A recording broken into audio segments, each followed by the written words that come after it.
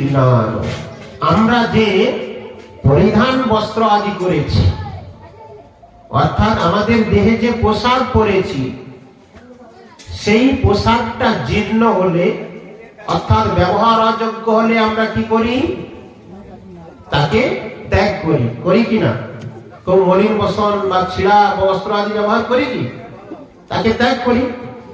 তাই বলছেন ভাষাংশে জীর্ণানি যথা বিহায় নবানি গৃহ্ণাতি নরোপায়ণী, আমরা নূতন বস্ত্র ধারণ করি, পুরানো বস্ত্র পরিত্যাগ করে নূতন বস্ত্র আমরা পরিধান করি।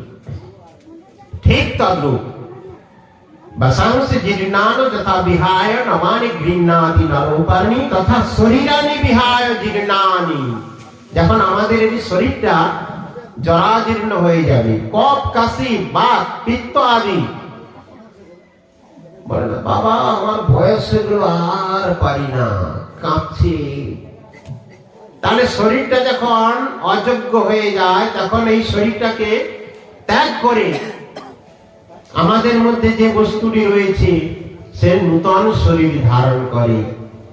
তাই তো আমাদের দেহটা অনিত্য, দেহের মধ্যে দেহী কিন্তু নিত্য। এই বিষয়টা কি করে অনুভব করবেন বলুন তো? বলে এটা তো শাস্ত্রের কথা, আমি তো বুঝতে পারছি না। নাকি বুঝতে পারছেন কি? শরীরের মধ্যে আত্মা আছে জানতে পারছেন? কিছু বলছে না। পিছনে থেকে বুঝতে পারছেন কি? আপনারা পারেননি। তাহলে আপনি একটা অনুভব করবেন, যখন মস্তিষ্ক খুব ঠান্ডা থাকবে, ধরুন সন্ধ্যাবেলা শুইতে যাচ্ছেন কিংবা একটু বিশ্রাম করছেন, তখন গভীর চিন্তা করে একটা কথা অনুভব করবেন, তাহলে আপনি বুঝতে পারবেন। সকাল থেকে সন্ধ্যে অবধি প্রত্যেকেই কতবার আমি আমার এগুলো বলেন, বলেন কিনা বলুন? আমার ঘরে যতজন যা, আমাদের পাড়া, কথাগুলো প্রয়োগ করেন না করেনি বলুন? কে হিসাব রেখেছেন সকাল থেকে সন্ধ্যায় কতবার আমি আমার এই কথাগুলো বলি? যে যত পারেন বলেই তো যাচ্ছি সারাদিন, কত হাজার বার বলছি, তার কোনো হিসাব নেই। আচ্ছা একটু চিন্তা করবেন, যে আমি আমার এই দুটো ভাষা, দুটো ভাষা, আমি এবং আমার, কে বলছেন? উনি কে? আমি আমারটা কে? আমি ধরুন শ্যাম মুখোপাধ্যায়,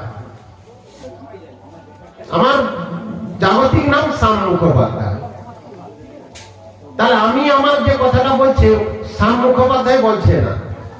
আমার শরীরে বলে না আমার হাতটা আজকে ব্যথা, আমার চোখটা আজকে জ্বালা করছে, আমার মাথার যন্ত্রণা হচ্ছে। তাহলে এই শরীরে যতগুলো অঙ্গ আছে তার মধ্যে আপনি কথা মিলান, ওর মধ্যে আমি কেউ নয়। আমার পাটা কি আমি?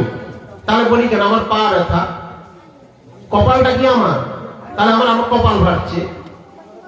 তাহলে প্রত্যেকটা অঙ্গ প্রত্যঙ্গের মধ্যে আমি বলে আলাদা কি একটা বস্তু রয়েছে। হাতের কাছে নড়ে চড়ে খুঁজলে ভরে জন্ম মেলে না, কথা কয় এসে দেখা দেয় না, কথা কয় কিন্তু দেখা দেয় না।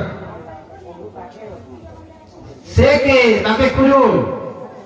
আপনার শরীরের মধ্যে আমরা বারবার আমি আমরা আমি আমার আমি আমার করে যাচ্ছি, ওটা কি? এ শরীরের অঙ্গ প্রত্যঙ্গ। কোন কথা বলবেন? হরে কৃষ্ণ। তাহলে আমি আমার এই কথাগুলো যিনি প্রয়োগ করছেন, যে বলছেন, ও কে? তার স্বরূপ বা কি? তিনি বা কি খান? তিনি বা কি চান? এটা কি আমরা একবার ভেবেছি? বলুন, ভাবছি? আমাদের এই শরীরটাকে সুস্থ রাখার জন্য আহার আদি গ্রহণ করছি নাকি?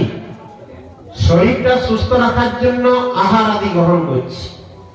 শরীর অসুস্থ হলে আমরা ওষুধ আদি খাচ্ছি, ডাক্তারের কাছে যাচ্ছি, চিকিৎসা করাচ্ছি। তাহলে আমাদের ভিতরে যে যিনি আর একটা শরীর রয়েছে, আত্মিক শরীর, আত্মার প্রসন্নতার জন্য আমরা কি করেছি? তিনি কি খান, তিনি কি চান, সেটাকে একবার আমরা বিবেচনা করেছি? তার পরবর্তী শ্লোকে তাই বললেন, নৈনং চিন্তন্তি শাস্ত্রাণি नैनं दहति पावकं न चैनं क्लेदयन्ति आपः न शोषयति मारुतः। কি সুন্দর কথা। নৈনং ছিন্নন্তি শস্ত্রাণি, ওই যে আত্মা রয়েছে তাকে অস্ত্রের দ্বারা ছেদন করা যায় না। এই শরীরের মধ্যে আত্মা আছে কিনা এটা প্রমাণ এক সময় বৈজ্ঞানিকরা করেছিলেন। মৃত্যু পথযাত্রী একজন ব্যক্তিকে কাঁচে একটি ঘরের মধ্যে কাঁচ দিয়ে সুন্দরভাবে নিপুণ ভাবে একটি কাঁচের বাক্স বানিয়ে সেখানে মৃত প্রায় ব্যক্তিকে শুইয়ে বন্ধ করে দিয়েছিল। কিন্তু প্রাণ পাখি যখন উড়ে যায়, অর্থাৎ আত্মা যখন বেরিয়ে যায়, ওই কাঁচটা ছিন্ন হয়ে চলে যায়। অনেক প্রাণী আপনারা হয়তো দেখছেন জলের মধ্যে ডুবিয়ে রাখার পর যদি সে মৃত হয়, একটা লাস্টে অনেকে ইঁদুর টিঁদুর ডুবিয়ে মারে না জলে, দেখবেন যখন তার প্রাণটা ত্যাগ হয়ে যাবে তৎক্ষণাৎ একটা বড় বাতাসের মতো একটা কি হয়ে উঠবে, সেটা হচ্ছে আত্মা। আত্মা আত্মা ওই দেহ ছেড়ে চলে যায়। আত্মার মৃত্যু নেই। আত্মাটা এই দেহটাকে পরিত্যাগ করে আবার আমার কর্মানুসারে নতুন দেহ লাভ করবে। সেটা পশু পক্ষী হতে পারে, সরীসৃপ হতে পারে, কীট পতঙ্গ হতে পারে, আবার মানুষও হতে পারে, আবার ঋষি মুনিও হতে পারে, আবার দেবতাও হতে পারে। সমস্ত কর্মচক্রের দ্বারা আবদ্ধ।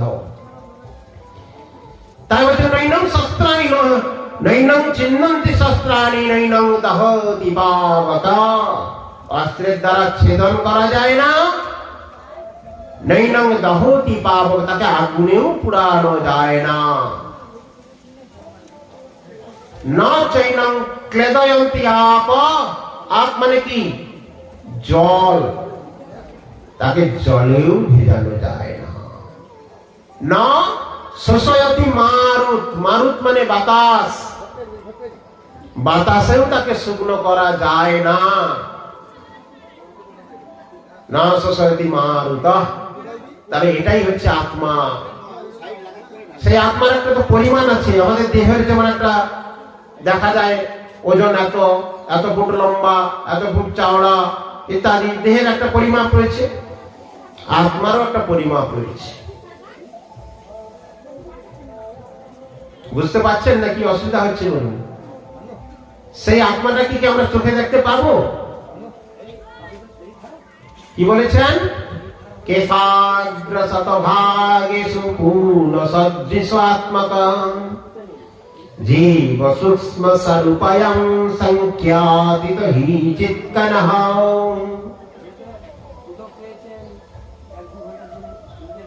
কেশাগ্র শতভাগেষু, একটা মাথার চুল ছিঁড়বেন, 100 ভাগ করুন। কেশাগ্র, কেশা কেশ, একটা মাথার চুল ছিঁড়ে 100 ভাগ করুন। 100 ভাগ করার পর তার একটা টুকরো বেরোবে তো। কেশাগ্র শতভাগেষু পুনঃ সদৃশ আত্মক, আবার তাকে 100 ভাগ করুন। দেখতে পাবেন চোখে লাগবে, দেখা যাবে কিনা বলুন আপনারা? দেখা যাবে? একটা চুলকে যদি 100 ভাগ করলেন, তার একটা ভাগকে আবার 100 ভাগ করলেন, আমাদের এই খালি চোখে দেখা যাবে? তাহলে হচ্ছে কেশাগ্র শতভাগেষু পূর্ণ সদৃশাত্মক জীব সূক্ষ্ম স্বরূপয়ং সংখ্যাতীত হি চিৎকনঃ। চিৎকন ওটা এমন পাওয়ারফুল বস্তু, চিৎকন বলছে মানে চিন্ময়। ওই থাকে বলে শরীরের এত লম্প ঝম্প, চলে গেলে আপনার যে আপনজন, যার জন্য সারা জীবন এত কষ্ট করে যাচ্ছেন, সবার সঙ্গে যুদ্ধ আদি করছেন, আত্মীয় স্বজনের সঙ্গেও বিচ্ছেদ করছেন, তারাই বলবে বাবা তোমরা সব তাড়াতাড়ি নিয়ে যাও তো শ্মশানে, এইখানটা গোবর জলের ছড়া দিয়ে জায়গাটা পবিত্র করি নাকি? তাই গৌর প্রেমানন্দে নাকি আর কিছু বলবে? বলবে কিছু যে না ঠাকুর ওই দুদিনের কান্নাকাটি, তারপর সব ভুলে গেছে, স্বাভাবিক হয়ে গেছে। তাও কান্নাকাটি হয়তো স্ত্রী ভাবছে তুমি চলে গেলে আমার কি হবে, মানে আমার যে সমস্ত ফাইফরমাসটা কে খাটবে। আবার স্ত্রী যদি চলে যায় স্বামী ভাবছে আরে তুমি চলে গেলে আমার রান্নাটা করে কে দিবে, আমি মাঠ থেকে এলে আমার খাওয়ার থালাটাকে সাজিয়ে দিবে। মানে আমরা আমাদের স্বার্থপরতার জন্য ভালোবাসি না, ভুলতে অনেকে শুনতে খারাপ লাগে, এটাই বাস্তব। বাস্তবে কেউ কাউকে আমরা ভালোবাসি না, বাসি কি স্বার্থ সিদ্ধি, স্বার্থের জন্য ভালোবাসার অভিনয় করি, নাটক যাত্রা মঞ্চের মতো নাটক করি, অভিনয় করি। বাস্তবে কেউ কাউকে ভালোবাসে না। যদি বাসে তাহলে শাস্ত্র মিথ্যা হয়ে যাবে। শাস্ত্র কি ভুল কথা বলছে? তাহলে ওই আত্মা যতক্ষণ আছে ততক্ষণ আপনি পবিত্র, তারপরে অপবিত্র হয়ে গেছেন। গোবর জলের ছিটা দিবে, জায়গা পরিষ্কার করবে। আর তখন গ্রামের লোক এসে সারা জীবনকে হরি কথা বলেনি, হরি বল বলেনি, তখন কি বলে? বলা হরি হরি বল। যদি আমাদের এখানে আবার অন্যান্য জায়গায় রাম নাম সত্য হ্যায়, রাম নাম সত্য হ্যায়, তার আগে ঝুটা ছিল নাকি রাম নাম? এটা সবাইকে এই যে শাস্ত্রীয় সিদ্ধান্ত গুলো দিয়েছে জগৎকে জানানোর জন্য, আপনার বিবেক বুদ্ধি জাগানোর জন্য এই সমস্ত সিদ্ধান্ত। মরা নিয়ে যাওয়ার সময় হরি বলো বলো হরি হরি বলো বলে লাভ কি? সে তো মৃত, তার শরীরটা তো সব, সেটা তো একবারে সে কি শুনতে পাচ্ছে না, তার উদ্ধার হচ্ছে না, তার কি হচ্ছে? যারা নিয়ে যাচ্ছে তাদেরকে জাগানোর জন্য এই বিধানটা রয়েছে। তখন কি বলছে? ওই জন্যই বলছে যে বলো হরি হরি বল, আর হরি বলছে না আর পদ নেই ভাই। নিত্য শাস্ত্রতাই মাত্র ভগবানের নাম, নিত্য শাস্ত্রতাই মাত্র ভগবানের কীর্তন। আর যখন আমার শরীরে প্রাণ আছে, কে ভগবান খায়? আমি খাটি তো আমি খাই, কে আমার সংসার চালিয়ে দেয় নাকি? তাই ভগবানের সেবা পূজা হলে পচা কলা, কুজা বেগুন, কুজো শশা বাজারে দেখতেছে কত কম দামে পাওয়া যাবে। আর নিজেদের ভুলি ভোজ্যের কোন শেষ নাই। আমরা ক প্রকার খাই? খাবারের কটা ক প্রকার? 4 প্রকার না? চব্য মানে চিবিয়ে চিবিয়ে খাই, চস্য চুষে চুষে খাই, লেজ্জ মানে ওই যেটা লেসি টসি আদি, পেয় মানে পান করি। এই 4 প্রকার তো নাকি ভুল বললাম নাকি? কিন্তু শাস্ত্রে কি বলছে? চতুর্বিধাসি ভাগবত প্রসাদ সাধন তৃপ্তান হরি ভক্ত সঙ্গান কীর্তৈব তৃপ্তি ভজত সদৈব বন্দে গুরু শ্রী চরণারবিন্দম। ভগবান প্রসাদ চতুর্বিধ। শ্রী ভগবত প্রসাদ কত প্রকার? যারা ভক্ত তারাও চতুর্বিধ ভগবত প্রসাদ গ্রহণ করছেন। কার কৃপায়? গুরুদেবের কৃপায়। তাই গুরু বন্দনা করছেন চতুর্বিধ শ্রী ভগবত প্রসাদ সাধন তৃপ্তান হরিভক্ত সঙ্গান। প্রতিদিন গান তো গুরুবাষ্টক, ভক্তগণ সকালে গুরুবাষ্টক গান, তাদের মধ্যে এটা রয়েছে। তাই হরি ভজন কেন করব? এখন প্রশ্ন, হরি ভজনের প্রয়োজনীয়তা কেন আছে? আমি অনেক কথা কাল থেকে আত্মার তত্ত্ব কিছুটা আপনারা বুঝতে পারলেন। ওই আত্মার সঙ্গে পরমাত্মার নিত্য সম্পর্ক রয়েছে। আপনি যেমন এই জগতে এই জীব এই শরীরটাকে সুস্থ রাখার জন্য আহার আদি গ্রহণ করছেন, ঠিক তদ্রূপ আত্মার শুদ্ধতা রাখার জন্য আত্মা চায় আত্মার শান্তি তখনই আসবে যতক্ষণ আপনি পরমাত্মার সেবা করবেন, পরমাত্মা কীর্তন করবেন, পরমাত্মার কথা বর্ণিত শ্রবণ কীর্তন আদি করবেন। সেটাই হচ্ছে আত্মার খাবার। তাহলেই আত্মার প্রসন্নতা হবে। তাই জাগতিক লোক কোন কর্মে দুঃখ শোকে নিমজ্জিত হয়, কিন্তু যারা জ্ঞানী, যারা ভক্ত, তারা কোনো দুঃখ প্রকাশ করে না। কারণ তাদের মধ্যে একটা শাশ্বত জ্ঞান এসে গেছে ভগবত কৃপায়। তারা একটা ভগবানের সঙ্গে সম্বন্ধ স্থাপন করছে। এই অনিত্য সম্বন্ধের কোনো মূল্য নেই। কে মাতা, কে পিতা, কে বন্ধু, কে সখা, এটা অভিনয়। যাত্রাপালায় অভিনয় হয় না? 3 ঘন্টার নাটক হয়তো, নাটকে কে পিতা সাজছে, কে মাতা সাজছে, কে বৌদি সাজছে, কে দাদা সাজছে। বাস্তবে কি তারা কেউ নয়। 2 ভাই হয়তো পিতা মাতা সেজে, পিতা আর পুত্র সেজে বলছে, হয় কিনা? অভিনয় মঞ্চে অভিনয় করার জন্য। তারা আমরাও এই জগতে অভিনয় করতে এসেছি। বাস্তবিক সম্বন্ধ আমাদের ভগবানের সঙ্গে। অমৃতস্য পুত্রা, শাস্ত্র বারবার এই কথা বলছেন। তাই যে শ্লোকটি দিয়ে বলছিলাম, অনর্থ উপশমন সাক্ষাৎ ভক্তি যোগং লোকস্য জানত ব্যাসস্য চক্রে সাততং সংহিতায়াং যস্যাং বৈ শ্রী কৃষ্ণ পরম পুরুষে।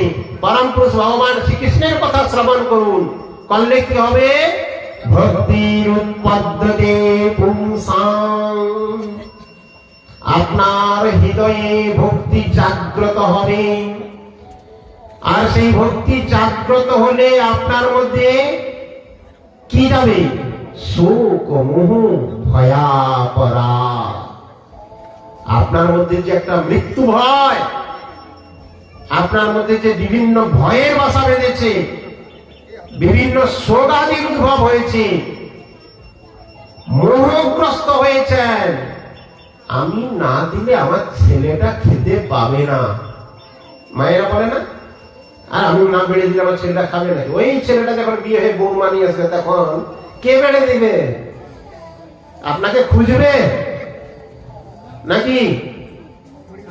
আপনার ওই চাবি কাঠি যেটা আছে না, কি বলে যে আঁচলে চাবি একটা মাথা থাকে না, গোছাটা আগে নিবে। বয়স হয়ে গেছে, তুমি শাশুড়ি হয়ে গেছো, তুমি তোমার শাশুড়ির সময় যেমন করছিলে তোমার সঙ্গে তেমন করবো, কোনো চিন্তা নেই। রেডি, ব্যবস্থা একবার রেডি হয়ে গেছে। হয় কিনা মায়েরা? মায়েরা তো এক সময় কন্যা থাকে, তারপরে বৌমা হলেন, তারপরে শাশুড়ি হবেন। কত রূপ তো আসছে, তাই তো? কত দশা আসছে। তাহলে যে যতম্মাং প্রবদ্ধন্তে তাং সতৈব ভজাম্যহম, যে যেমন কর্ম করবে তার ফল তেমন আশা করছে। মিথ্যা এইসব নাটক, অভিনয়। মনে কোনো সময় ভাববেন না যে আপনি না দিলে কেউ খাবে না, আপনি না দিলে আপনার চলবে না। আপনি যখন চলে যান বাপের বাড়ি, কে খায়? কি করে খায়? অতএব সেই মোহ থেকে বেরিয়ে আসতে হবে। মোহটা আসক্তি, আসক্তি মানে মমতা, মমতা মানেই মায়া। তা বলে কি সবকিছু ছেড়ে ছুড়ে দিতে হবে? না। তার মধ্যে মোহ, ওই কমল দল জল জীবন টলমল, কিংবা কি বলে একটা মাছ আছে না, যে প্যাকাল মাছ না কি বলে, পাঁকের মধ্যে থাকে, তার গায়ে পাঁক লেগে থাকে, আছে কি? কেন বলুন তো? সে তো পাঁকের মধ্যে আছে, তাকে পাঁক স্পর্শ করতে পারে না। সংসারে থাকবেন কিন্তু আপনি সংসারী নয়, ওই প্যাকাল মাছের মতো হতে হবে। মানে সংসারে আছেন, আপনি মানসিক ভাবে সংসারী নয়, অর্থাৎ অন্ধকারচ্ছন্ন নয়, মায়াগ্রস্ত নয়, মোহগ্রস্ত নয়। এই জায়গায় আপনাকে পৌঁছাতে পারে ভাগবত কথা। নিতাই গৌর প্রেমানন্দে। তাই বলছেন সাক্ষাৎ ভক্তি যোগং অদক্কদে লোকস্য জানত ব্যাসস্য চক্রে।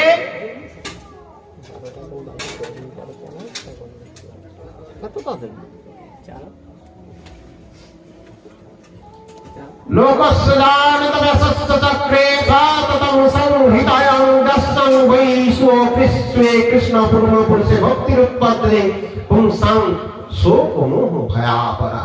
সেই ভক্তির উদ্ভব হলে আপনার হৃদয় থেকে শোক মোহ ভয় এগুলো দূরীভূত হবে। ভয়ং দ্বিতীয়া অভিনিবেশতা, আমাদের মধ্যে দ্বিতীয় বস্তুর প্রতি অভিনিবেশ আছে বলেই ভয় উৎপন্ন হয়। তাহলে সেই ভয় থেকে সবকিছুই দূরীভূত হবে। যাক, অনেক সিদ্ধান্ত আমরা শ্রবণ করলাম, কিন্তু ভজন কেন করব এই প্রসঙ্গক্রমে সময় বড় কম। আমাদের হরিকথা শ্রবণের সময় পাওয়া যায় না। গ্রাম্য আলোচনায় ঘন্টার পর ঘন্টা চলে। টিওল গড়ায় গেলে জল আনতে যদিও অনেক আলোচনা হয়, যে আলোচনাগুলোর কোনো মূল্য নেই। আছে কি মূল্য? সংসারে অশান্তির আলোচনা, কেউ একটু বলতে গিয়ে রং দিয়ে দিলেই অশান্তির সৃষ্টি হয়ে যাবে। অতএব যেটা আপনার কাছে ক্ষতিকারক ওটাই সময় পাওয়া যায়, কিন্তু একটু ভগবানের নাম কীর্তন, ভগবানের শ্রবণ কীর্তনে আমাদের সময় পাওয়া যায় না। ভজন কেন করবেন? জগতের পিতা কৃষ্ণ যে না ভজেবা, পিতৃদ্রোহী পাতকীর জন্ম জন্মতা। আমরা আমাদের জগতের যিনি পিতা, এই জগতের যিনি রচয়িতা, এই জগতের যিনি রক্ষাকর্তা, যার অধীনে গেলে আমার কোনো চিন্তা থাকে না, যার কাছে আমি যদি উৎসর্গিত হই আমার আর কিছু করণীয় থাকে না, যার সেবা করলে আর কারো সেবা করতে হবে না, তার সেবা করা ভালো না বহুর সেবা করা ভালো? কথা বুঝাতে পারলাম কিনা? একের সেবা করলে আর কারো সেবা করতে হবে না, আবার বহু লোকের সেবা করে আমাকে সন্তুষ্ট বিধান করতে হবে। কোন পথ বাঁধবে? কোনটা সঠিক? আমি একজনের স্মরণে থাকবো না 10 জনের স্মরণে থাকবো? 10 জনের স্মরণে থাকলে আপনাকে কেউ উদ্ধার করবে না। সে ভাবে ও উদ্ধার করবে, ও বলে ও উদ্ধার করবে। কিন্তু আমি যদি একজনের স্মরণে যাই, এমন একজনের স্মরণে, শাস্ত্র কি বলেছেন সে বিষয়ে? যথা তরুর মূল নিষেচনেন ত্রিপন্থী তৎস্কন্দা ভুজোপশাখা প্রাণোপহারচ্চ যথেন্দ্রিয়াণং তথা চ সর্বহনং অচ্যুতেজ্জা। যথা তরুণ মূলেন, আমরা গ্রামীণ লোক চাষাবাদ করি, এই বিষয়টা আমাদের বুঝতে কোনো অসুবিধা হবে না। আমরা বাড়িতে কোনো বৃক্ষরোপণ করলে, কোনো গাছ লাগালে, ওই গাছের কোথায় জল দিই? জলটা কোথায় সিঞ্চন করি? তরর মূলে নিষেচনেন, সিঞ্চন করি। তাতে কি হয়? বৃক্ষটা বৃদ্ধিপ্রাপ্ত হয়।